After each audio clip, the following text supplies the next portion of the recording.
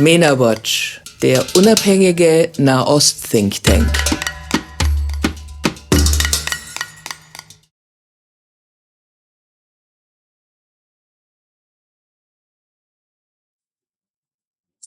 Hello, Basma. Today, with heavy hearts, we commemorate 12 years since the genocide that the Yazidi people have endured, a tragic event that deeply impacted their community.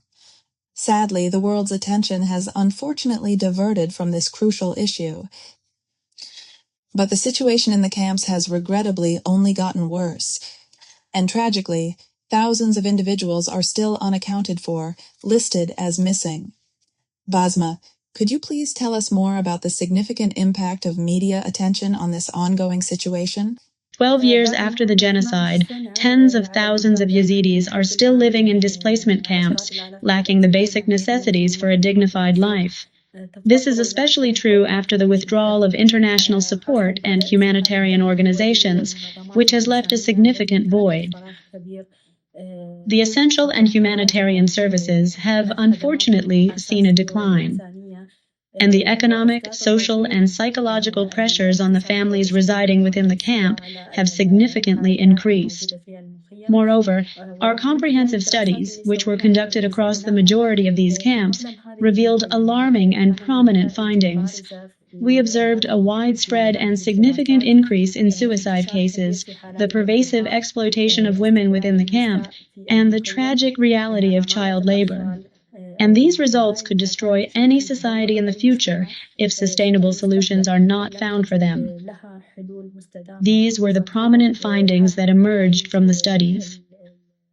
That greatly intensified with the withdrawal of international support and organizations from the camps. It is crucial to recognize that the Iraqi government, along with the Kurdistan regional government, is currently not providing sufficient support for these camps, a critical need.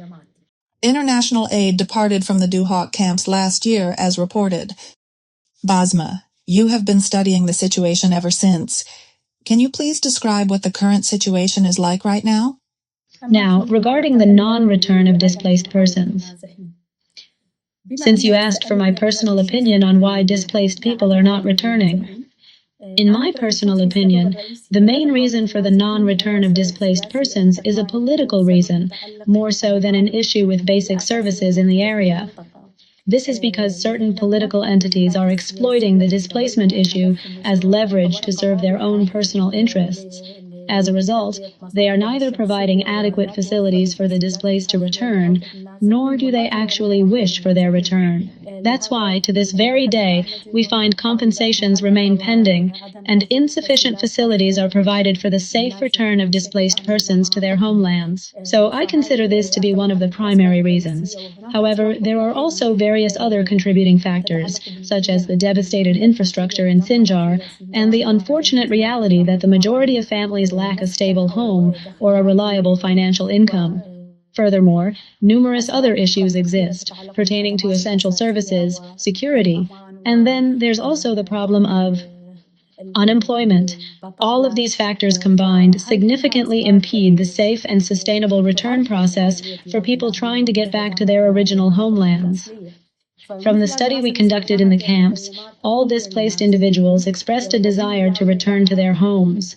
However, speaking from my personal viewpoint, I observed during interviews that the displaced individuals face significant pressures. These pressures prevent them from freely expressing their opinions or accurately articulating the true reasons for their continued non-return. They are simply unable to openly state the real obstacles preventing them from going back home. Therefore, it is my personal opinion that the community faces utter peril if this displacement continues, and the future of the Yazidi community is truly in danger.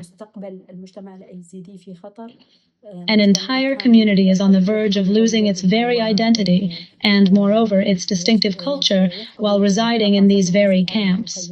There are children who were born in these camps and have now reached the age of 10 to 12 years old, and still, to this day, they have absolutely no knowledge of their ancestral homelands whatsoever. These are the catastrophic consequences of the genocide that the Yazidi community was subjected to. Furthermore, other significant challenges are fundamentally tied to substantial financial and economic difficulties and problems. Many people are asking why the Yazidis are not leaving the camps and returning to Sinjar, especially given that the war is supposedly over. From your perspective, what are the biggest obstacles making it incredibly difficult for people to return to Sinjar? And here, I make an earnest appeal to both the international media and the international community. We implore you to once again shed light on the Yazidi cause, because in recent years, due to the international media's absence and lack of focus on the Yazidi issue, the Yazidi community has been continuously subjected to hateful campaigns of hate speech that is very extensive and extremely alarming. We are gravely concerned that the genocide could be repeated, or that we may be subjected to further genocides in the future if this pattern continues. Because up to this point, the perpetrators of these crimes have not been held accountable, and justice has not been achieved. Thousands of Yazidis remain in camps, dozens of mass graves still hold unexhumed remains, and thousands more Yazidis are still missing. We are currently living under extremely difficult conditions that are very difficult, and we truly need your vital support to help us achieve justice and ensure a safe and secure life for the Yazidis and the entire Yazidi community.